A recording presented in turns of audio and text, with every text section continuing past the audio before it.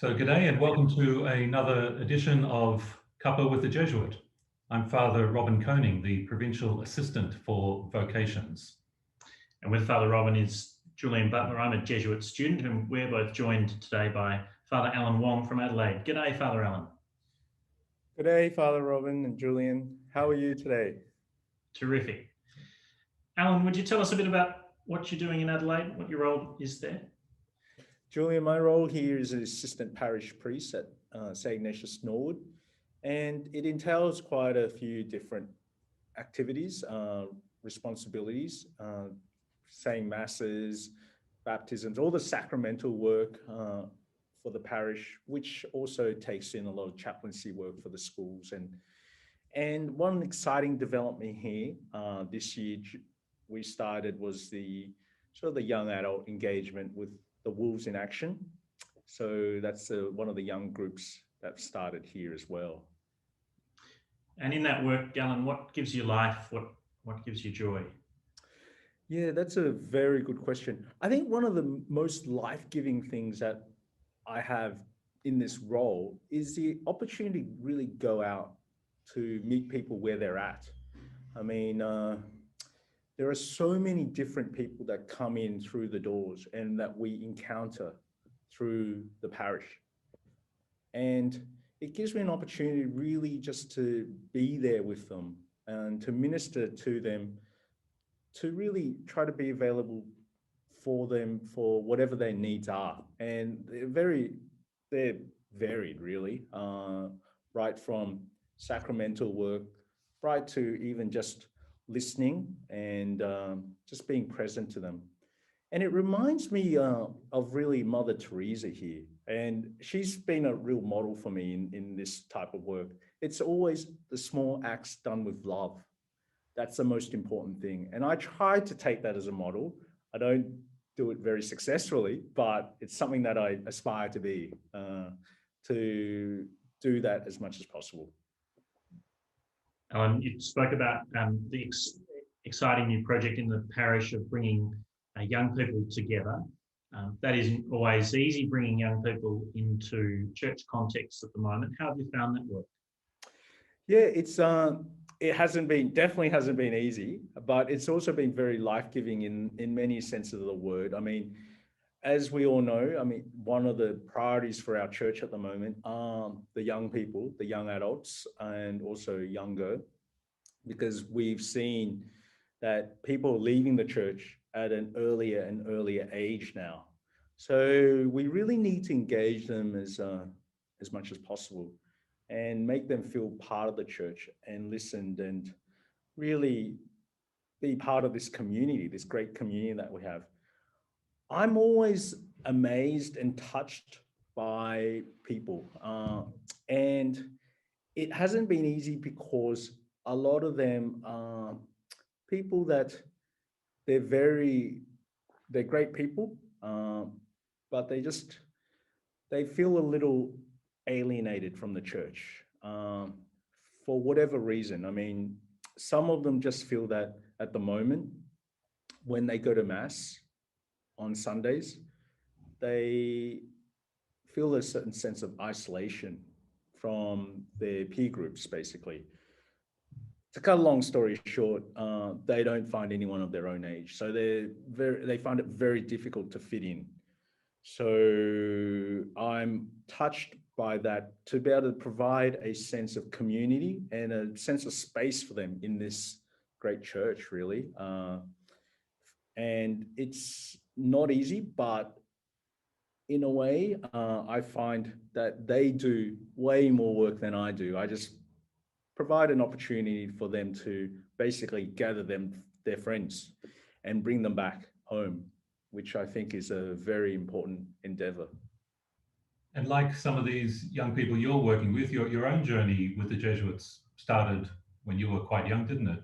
Going to a Jesuit school. Would you like to say a bit about your experience of schooling with the Jesuits and then your own journey towards the Jesuits after that?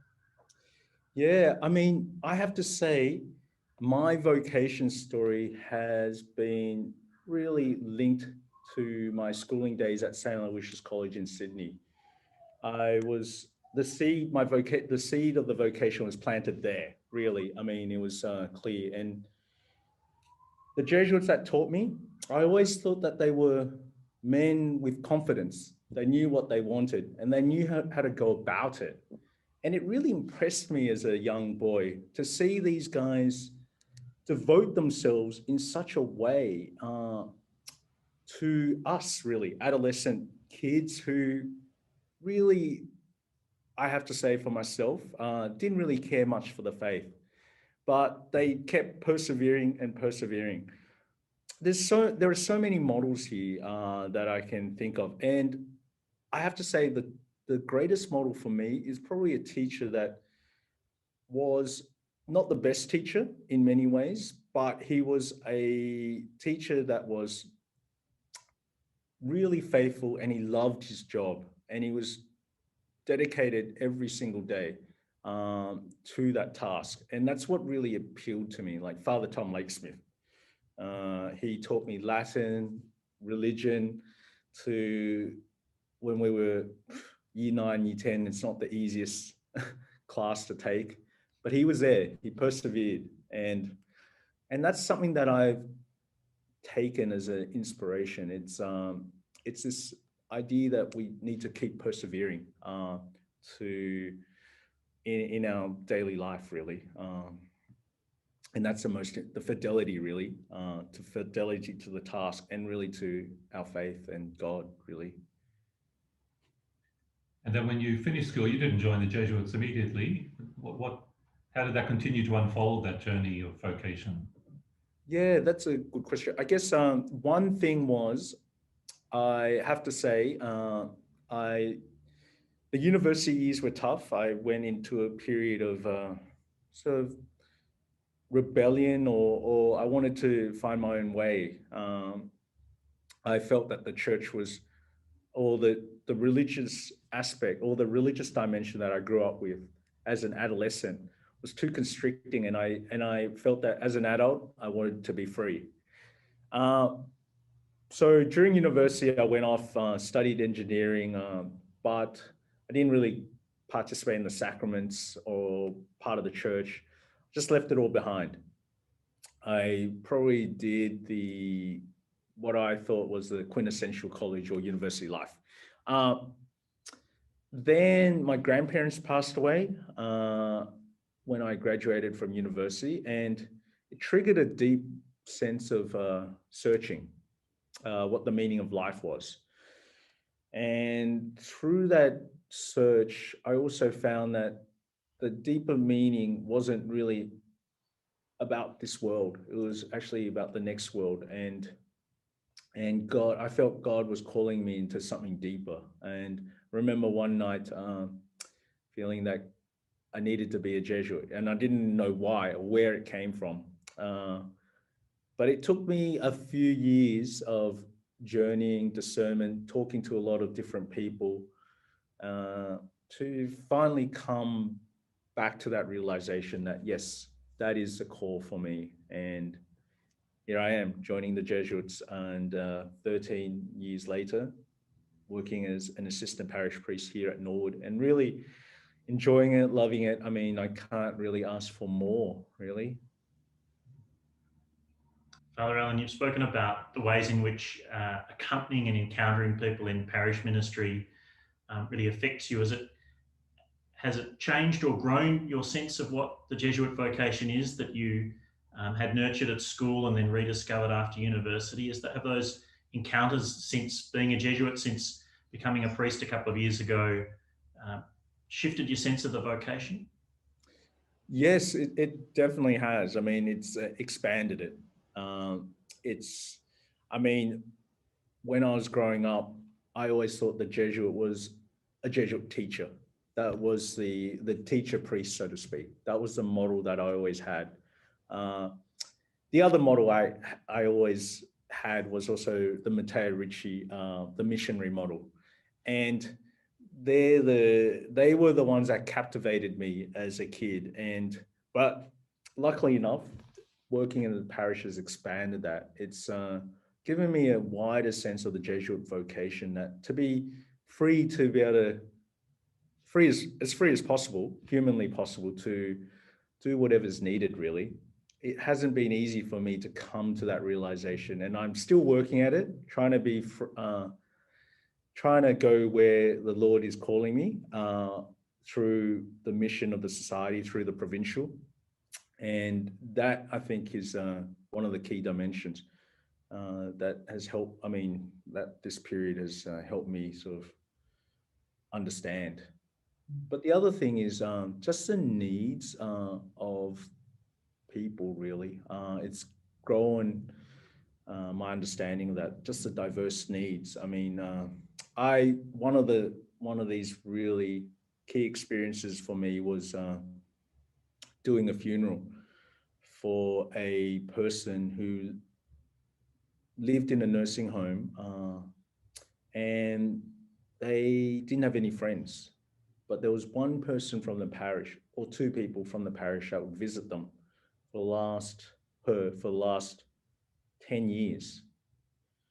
And at the funeral, there was just that lady that was visiting her, myself, and the funeral director.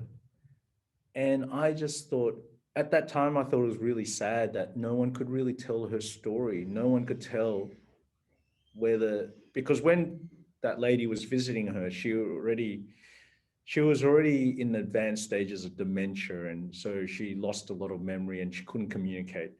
So even that lady couldn't really tell a lot of her story, or didn't know much of her story at all. So I found it really sad at the time. But then I realized that subsequently, through further reflection, that actually through our presence there, and that she could grow closer to God, that this funeral that we're doing was to help her, to help all of us, really, and to bring her closer to God. And without it, it would have been really sad that she wouldn't have been even known, I guess. So I guess it gave me a deep sense of God's love for each person. Thanks. And if a young man came to you and said they were considering religious life, considering joining the Jesuits, what might you say to them? Well, I would firstly say, go for it. There is really no better vocation. It's not easy. Don't join if you think you're going to have an easy life, because that's not who we really want. We really want people that are really committed and are really able to go out to do the hard tasks, the tasks that the church entrusted the Jesuits. And it's been evident since Pope Paul VI, and repeated by Benedict and Pope Francis, where really the Jesuits are called to be at the margins, the crossroads of ideologies, all these different places where it's not easy. And I guess I want to reiterate that. If you're up for it, it's a great place to be, but it's not going to be easy. Well, thank you very much, Alan. It's been great talking to you, and thanks for those insights into your life and your sense of vocation, and appreciate your time.